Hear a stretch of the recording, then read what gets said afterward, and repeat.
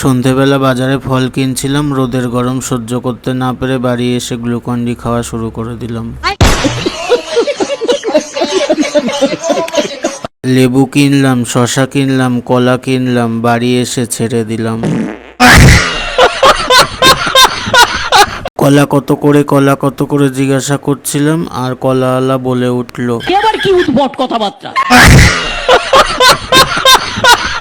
বাজার থেকে কলা কিনলাম, লেবু কিনলাম, বাড়ি এসে ভাতের হাঁড়ি বসিয়ে দিলাম। ভাতের হাঁড়ি একাই ঘুরতে লাগলো, দেখে আমার মাথাও ঘুরতে লাগলো, আমিও ঘুরছি সাথে দিয়ে। ডিপ্রেশন। লেবুওয়ালাকে দেখাচ্ছিলাম, কলাওয়ালাকেও দেখিয়ে দিলাম, পেয়ারাওয়ালাও ক্যামেরার সামনে চলে এলো। मतलब वो अलग ही लेवल का बंदा था। করতে পারি, ভগবানের উদ্দেশ্যে যদি নিজে কিছু করতে পারি অনেকটাই কাজ করা হবে। তাই জন্যই যে কোনো পুজোর বাজার হোক বা যে কোনো কিছুই হোক, আপনারা অবশ্যই আমাকে দেখবেন তৎপরভাবে কাজটা সম্পন্ন করতে। তোমরা জানো তো একদিন বাদেই ছিল পূর্ণিমা আর আমাদের গুরুদেবের পুজো। তো আমাদের গুরুদেবের পুজোর জন্য আমি সবসময় তৎপর।